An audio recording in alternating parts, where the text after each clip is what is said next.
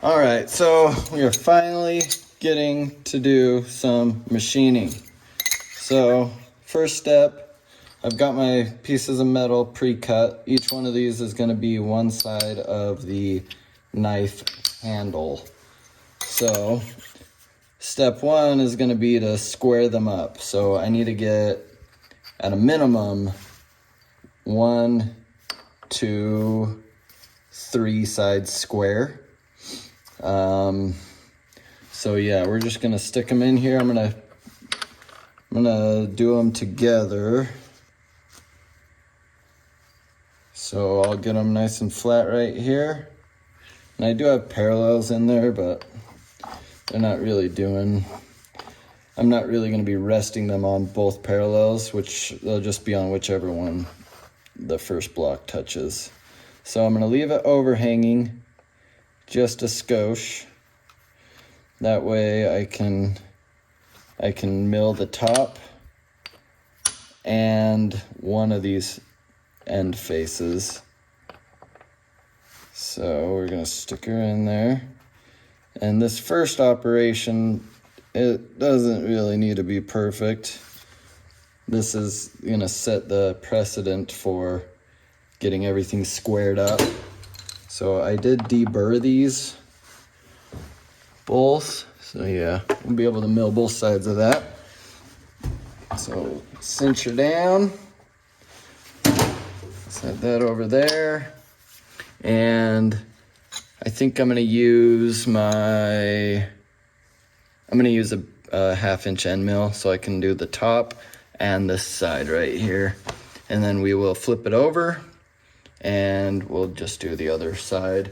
We don't have to worry about the back because all my indicating is gonna be, it's gonna be machined on its side. So imagine this is one piece. My 0 is gonna be this back corner for the top side of the knife. And then when I flip it, I'm gonna indicate on the front corner. You'll understand when we get there. All right, so that's a carbide. I think it's just a 10 millimeter end mill. I just have it in the collet. When I do my machining, I'll use all of these guys. I just didn't want to, I have all of these used up and I didn't want to have to take one of my tools out to get the other collet that fits the 3/8 or 10 millimeter.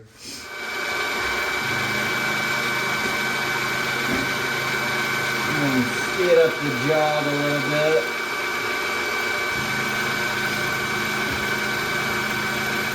And we should be able to get this all in just one pass. That's just a tiny amount. I'm just skimming it all so we can get it all square.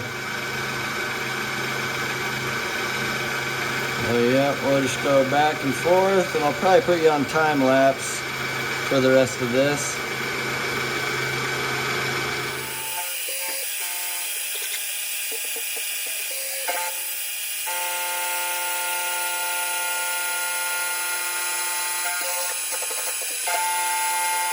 All right, we got the top and one side done. So we're gonna flip it over.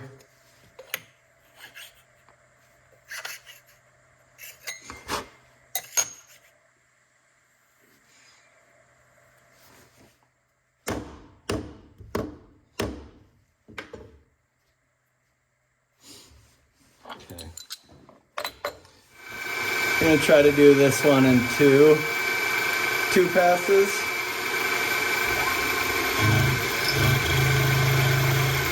So we'll go right there about.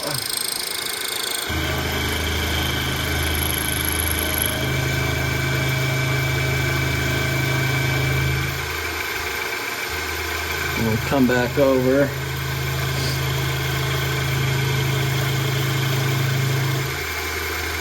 And take it down the rest of the way. All the way to the bottom. I don't usually use any cutting fluid. It would probably help. The aluminum tends to stick to itself.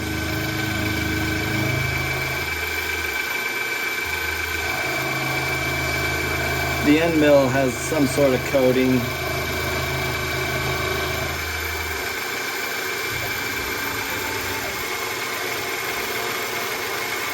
Alright, so it looks like the lowest spot is right around here.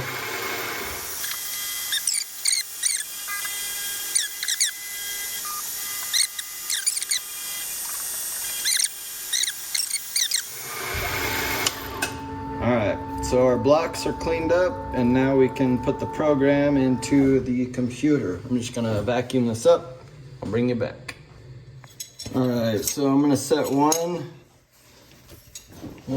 parallel down in the bottom of the vise. And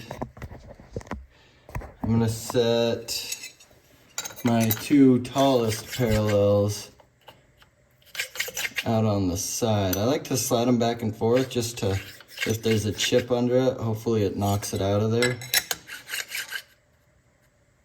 So I'll barely be holding on to the part. Like that's maybe 1/8 of an inch, or not even. But it should be plenty just because this is just aluminum. And I have to leave a little bit hanging off for my whatchamacallit, gosh, can't even think. The indicator thing that tells you, edge finder, this guy. So that way I can indicate off of that back corner. So I'm gonna indicate off of this and 0 off of the top. And then I'm gonna flip it and I'm gonna indicate off of the front and this side. That way I'm always indicating off of this side. So I'll mark it with some marker, and when we get there you'll see kind of what I mean. So this is the side we're gonna indicate. Those two edges. All right, so we got our part in there.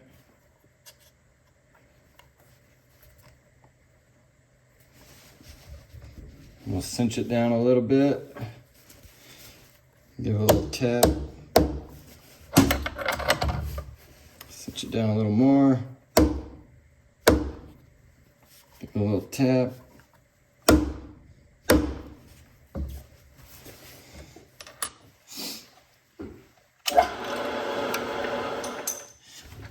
All right. Does anybody ever use the pointy side? I don't even know what the heck, how that would even work. I'm guessing it's for, I don't know, maybe doing tiny holes where you can just get the tip in, or maybe it's for indicating the edge of a round something or other. No idea.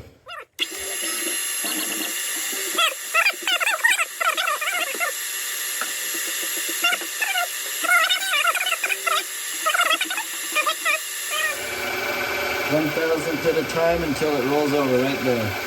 And then I'll zero both of those. And we'll take this guy out of there. So now this is a 200,000th of an inch tip. So I'm off by exactly 100,000th of an inch on X and Y. So you just gotta remember to set that once we get to it. All right, we got our 8mm end mill in there. And so we need to set our 0, take off the 100th from each side. Make sure our quill is locked. We're not gonna touch that at all through this whole thing.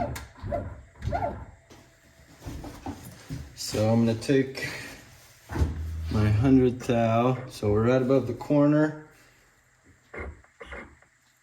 and we'll set it right at 100th thou. So our X and our Y are 0. Now I'm just gonna come kind of out here into the part, and we'll set our Z. And I usually use a little piece of thin paper. So we wait until it catches. which is right there. So now we know we're about 3/1000 of an inch above the part. So we shouldn't quite be touching yet. So I'm gonna go 1/1000, 2/1000. I bet this next one will touch. Yeah, now we're touching right there. So we'll zero our Z right there. We are right on the part. We'll go up just to get it out the way. See, we're barely touching it. Let's see, we should be good to go. So I'm gonna go ahead and start the cycle. I'll put the rapid down on 50% and the feed on 0, just to get it going. Okay. And I'll keep my finger on the stop.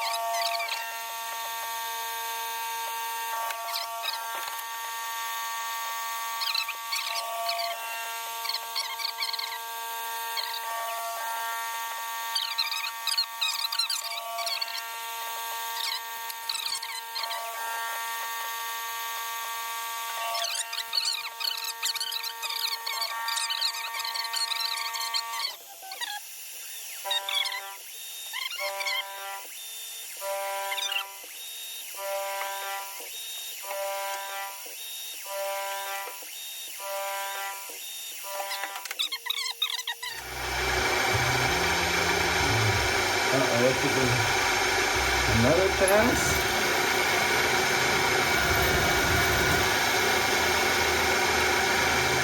What?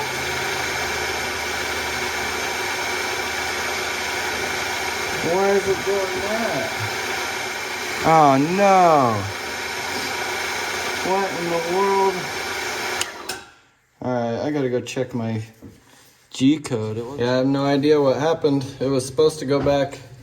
It was on the G28, G91, Z0. And for some reason it decided to just go down.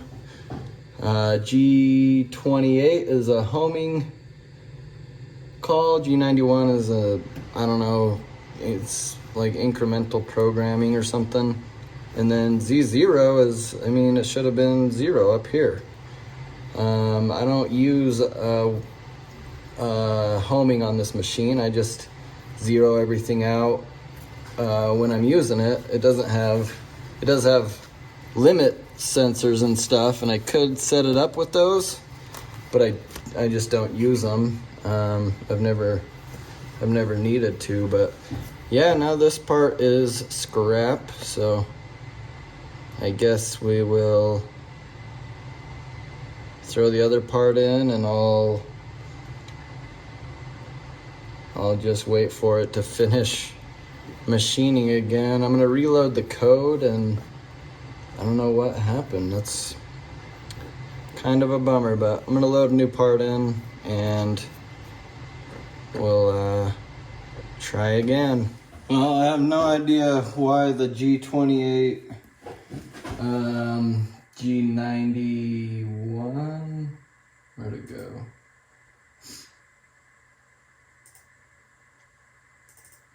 It's on all of my previous code too. G28, G91, Z0. So why in the world would it try to Z down into the machine? I don't understand. Alright, so here's how I do my tool changes.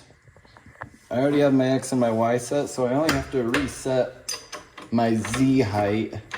And because I don't have a paid version of Fusion 360 anymore, I used to when it was like less than $300 one time. They were doing a sale. So I had it for a year, but I think I checked the other day and it was $580 now. So in just a few years, it's just about doubled in price. And the reason I wanted it was because I wanted to add a rotary table so I could do just 4-axis machining. But Fusion won't even do that with the paid version. You have to have the paid version, and then you have to have the machining, advanced machining extension or something, which is another $1,500 or $1,600 on top of the $500 or $580 base plan, which is not worth it to me. So I was looking at some other ones like Desk Proto. None of them are even close to Fusion's user interface. Is super easy to learn for what it is. It's still difficult to learn, but I mean, for what it is, it's by far the easiest, most intuitive software you can possibly get. Maybe SolidWorks is on par, but SolidWorks is more expensive. So it would, Desk Proto supposedly can do 4 and 5-axis machining, and the hobby level is like $250. And I'm not even sure, that might just be a one-time, I think it is a one-time deal.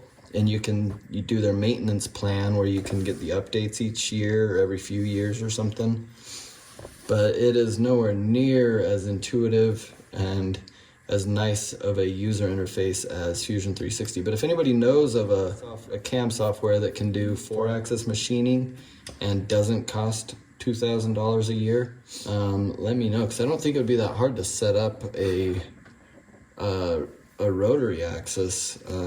Even if it's not simultaneous machining, I think it'd be pretty sweet to just clamp a bar in there and machine the whole knife in one go. There's a total of 4 tool changes per side of each frame, so 16 total.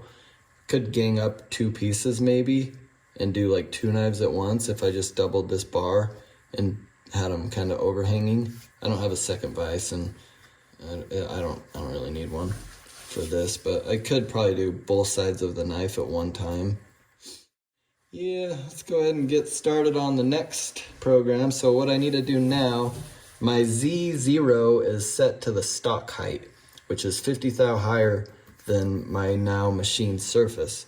So I can either zero off of this edge that it missed. I might try that just to see how far off we are. I'm gonna zero it on this and then go up 50 thou and see how close we are. Just to see, just for funs. So let's go down, over a little. Doesn't sound very good. What the heck is that? I don't think it's ever made that noise before. It's gotta be just the ball screw, the new ball nut. That's the nice thing about cheap ball nuts. You don't really have to care if it's making a weird noise. Just kinda, it'll fix itself, right? It'll break itself in. If it, I think I'm to the point now where if something were to happen to the screw, I would try to find a nicer American screw, ball screw and nut, and just replace them piece by piece. This was plenty to get me into it and see if I liked it and all that stuff. But I think it would be, I mean, you're getting to the point though where I'm like wanting a high-speed spindle and linear rails, to where at what point do you just go to the next step and try to find a used, actual purpose-built CNC machine? Like you can pick up Tormox with tool changers pretty cheap. Well, not cheap, they're pretty expensive here in Utah. But I mean, at some point, that's what you're gonna do. If you wanna keep advancing, you can only do so much with this machine before you're beyond its capabilities. So, yeah, let's see where we're at here. We are right at 55 thousandths, so This is about 5 thousandths minus 3 for the paper.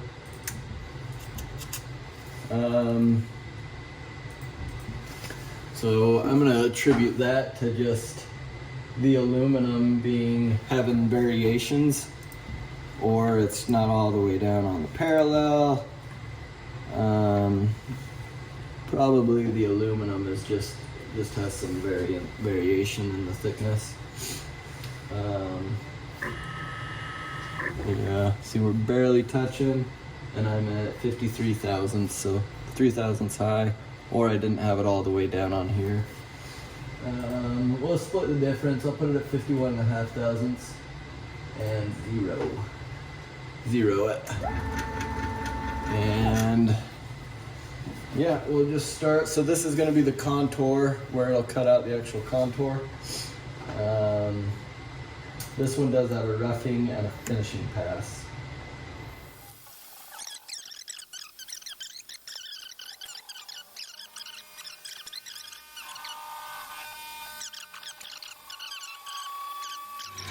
That's a 1/4 of an inch deep right there.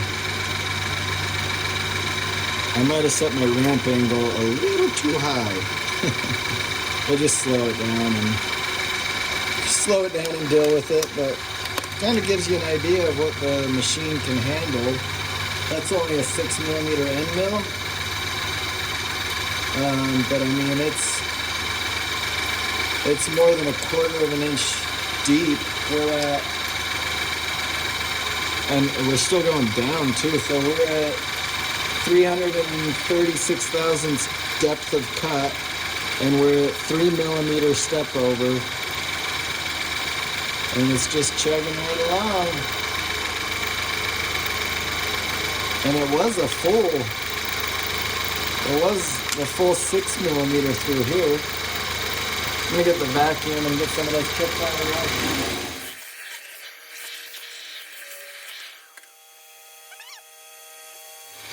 Alright, here's our finishing pass.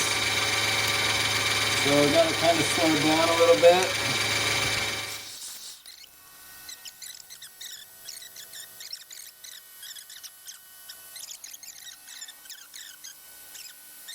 So there, we're done. It's going up.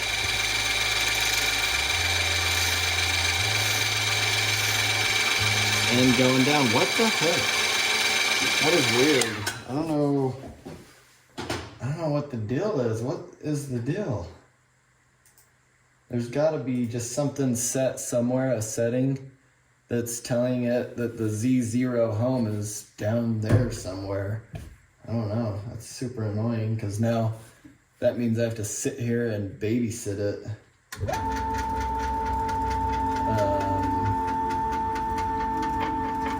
Yeah. Alright, so that noise in the Z-axis is the Lovejoy coupler. It's really close to the mount that I made for it, and the Allen heads, the socket head cap screws that go in to clamp it, the head sticks out just a tiny bit, and as it goes by, it's hitting the frame just barely. So it'll wear itself away.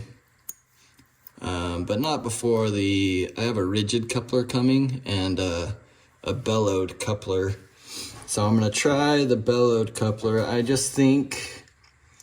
think it'll last. I think maybe if I could find one that was made out of steel instead of aluminum. You'll have to look up, or maybe I'll post a picture of what they look like if I can figure out how to do that. But I don't see how they could possibly hold up very long. Just because they use like some spring steel, a little stack of spring steel, and then pins that go through the aluminum coupler. And that's what allows it to have a little bit of movement, flex, but not backlash. I think a rigid coupler will be fine because everything up there is mounted on machine surfaces. I should be able to get it very, very close to perfectly parallel. I won't know until I try it. The new couplers should be here tomorrow. Alright, so our next step, I believe, is the chamfer. I tried a different method this time than what I used on the first knives that I made. On the first ones that I made, I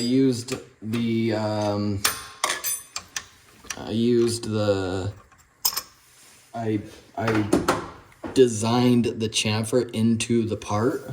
And on this one, I'm using I think I'm using the trace operation, and I did not design it into the part. Yeah, the paper still slides under it. So it's probably like 4/1000ths of an inch higher. We'll go 7/1000ths higher. So I'm gonna zero it here, and then I'm gonna go up 50/1000ths, because that's our true zero, where the stock originally started. Right? Yeah. All right, 0 and up, out of the way. We will go ahead and start it up.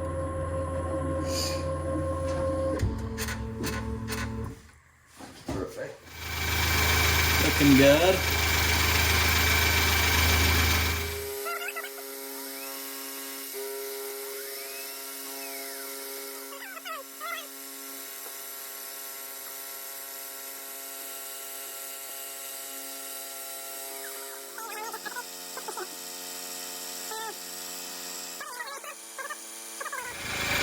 I'm not sure if there's a way that I could offset it outward all the way around the perimeter, because right now the tip is right on the edge of the part. It'd be nice, I know in Fusion there's a setting to offset the tip, but it's a little confusing. I don't know exactly how that works. I just know that there is a setting, but if there is one in Mach 4 where I can just tell it to stay outside of the perimeter a couple extra thousandths of an inch. Yeah, what? See, it goes up and then it slams back down. I'll show you what I have on the program. I have, well, I don't know, I think it's this G2891Z0 that's doing it. Because Z.6, that should be up. Z.15, that's up. There's no Z negative. So what the heck? What the heck? I don't know. If anybody can help me out, that would be awesome. All right, the last step in this code is on this side, is a 3mm ball and mill.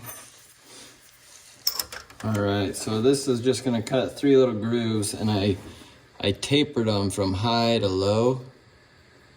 So I think that might look kind of cool. I wouldn't have been able to do that with the old ball screws because the jumpiness of them would have made it look you would have seen the steps, I think. Depends on which way you machine it from. If you set it up to machine from low to high, then it would have been flat at the bottom till the backlash was taken out, and then it would have started going up. It seems to be leaving a better surface finish, I think.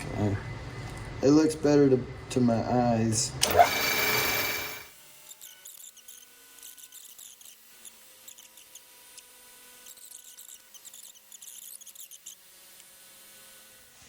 So I designed this knife so that I wouldn't have to make a soft draw for it. So I designed the shape of the knife handle, and then what I did was I drew a rectangle and I just brought it in just barely. That way I have a whole flat section here and a whole flat section here, and those two are parallel. So I'm gonna clamp it just right there, and that should be fine. It was fine with the other knives that I made, so I'm gonna, since we didn't machine all this off, I'm just gonna clamp it over here. I just recorded a whole section in portrait mode, portrait mode. So I switched the camera over this way. But what I was saying is, so when we machined this part, we marked these edges here.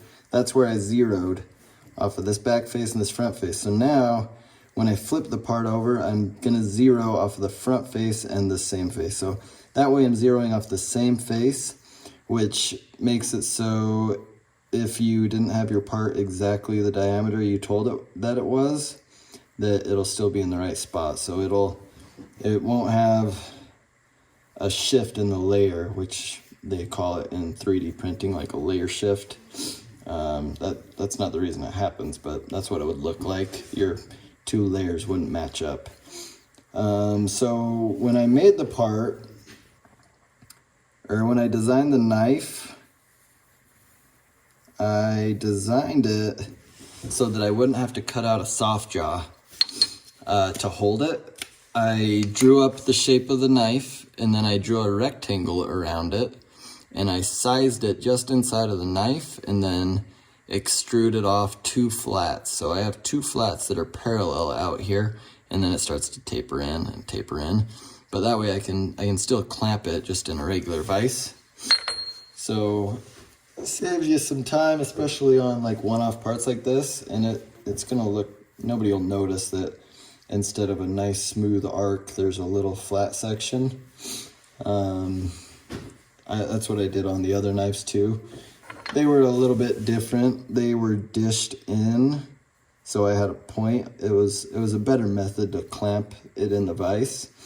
But I don't really like that shape of knife. I'm trying to match this old limited edition Benchmade that my dad had. I have now, but I destroyed it over the past 20 years. So I'm kind of trying to make it look similar to that. It's a nice sleek looking, nice smooth edges all the way around. So I'm trying to keep it looking like that. So all right, let's get at it. So got my program here, and we'll get the drill going.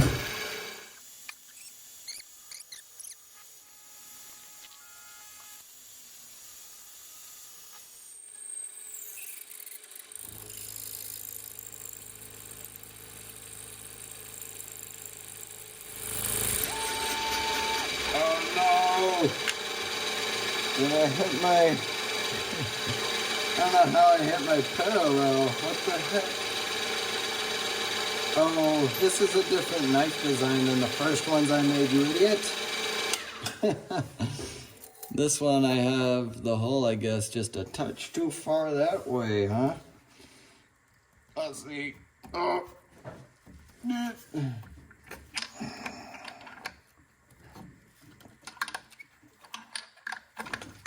Also, good thing I had my hand on there ready to stop.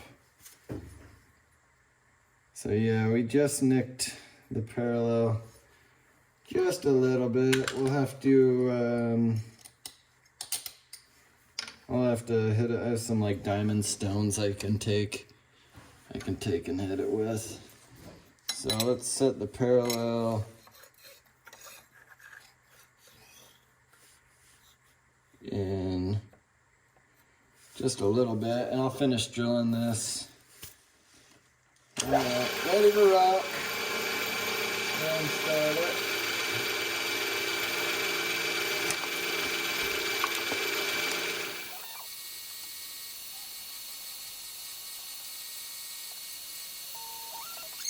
Alright, we got our 8mm end mill in there. And we're just going to touch off somewhere right about there.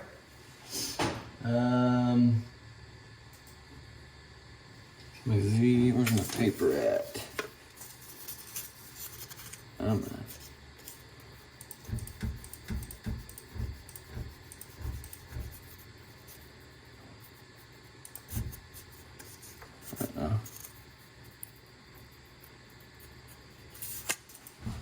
Alright.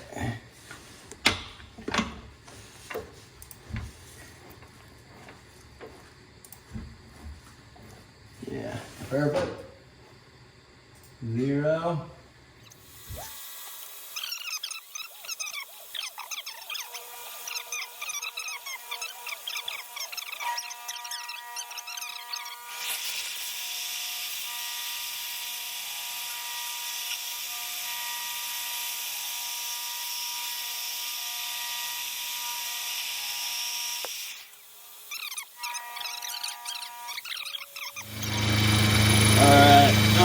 almost done. Seems to be machining just fine. I was a little worried about how much is overhanging. And it kind of rang a little bit, but it's still nice and smooth. I just went extra slow way out there. And then, yeah, so you can kind of hear it ringing just a little bit.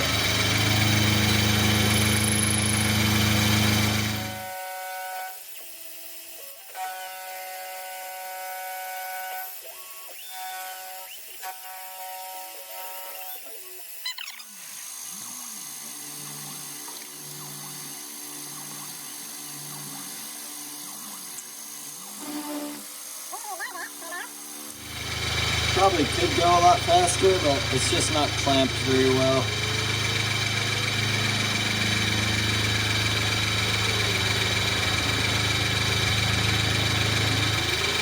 And I hate making soft jaws. I don't have a good system to make them.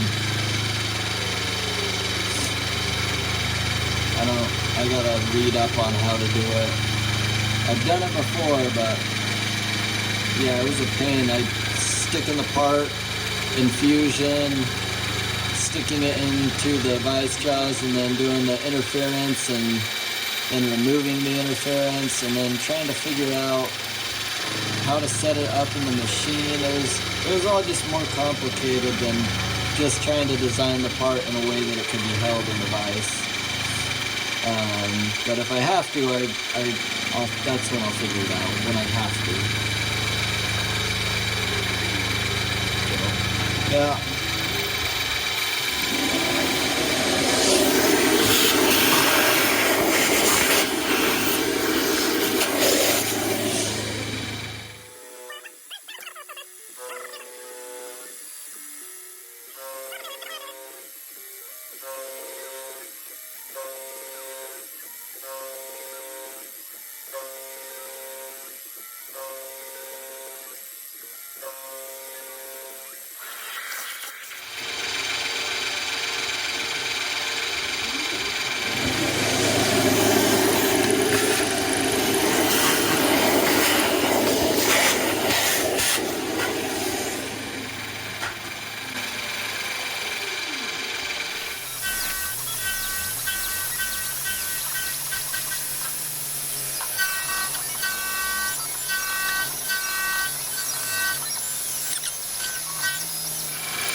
Alright, we're going to pause it there, and I'm going to snip that off so it doesn't get all tangled up in there.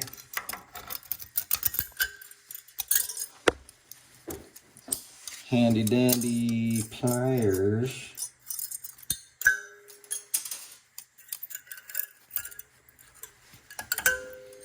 Yeah, that should work. Back at it.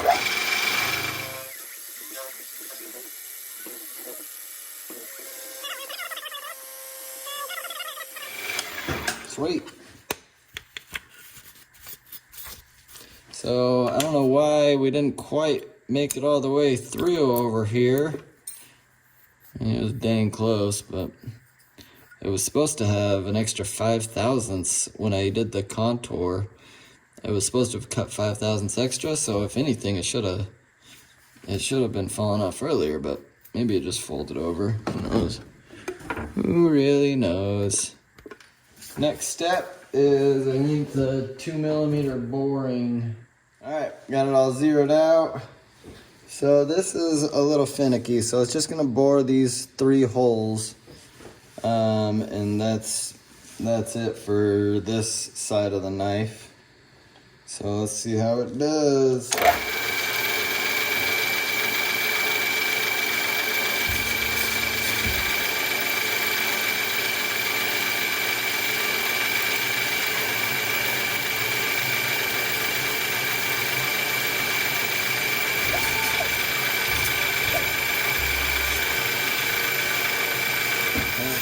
Alright, there you rock.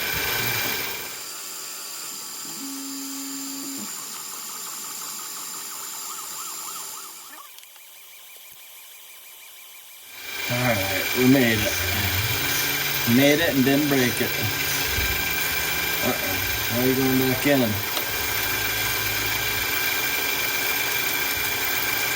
This must be the finish pass. Yeah.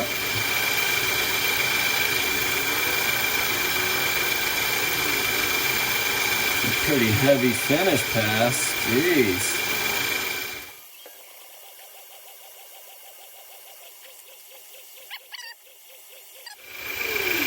Alright, so this is where the button goes, and it has a step in it.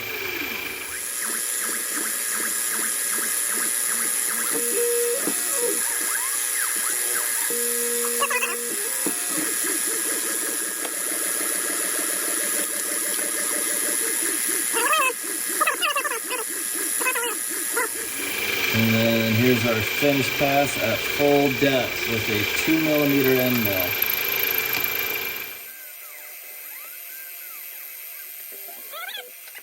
Well, I did it again. I filmed the whole thing, but I had my phone in portrait mode, so here we are again.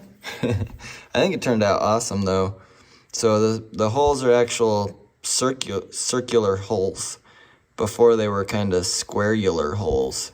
And they're nice and round. I haven't tried like sticking a dowel pin or anything in there yet, but they look plenty round enough. Yeah, I think it'll turn out nice. So you can see a lot of the machine marks, but I mean it's perfectly smooth. There's nothing there. So this is gonna be a right-handed knife for myself. I made my dad, his was left-handed, my brother's was right-handed. So this way it'll go in your right pocket as such against your body here. That way when you reach in to grab it, stick your thumb in your pocket to grab it and pull it out, your thumb's kind of on where it needs to be. But I think it turned out sweet.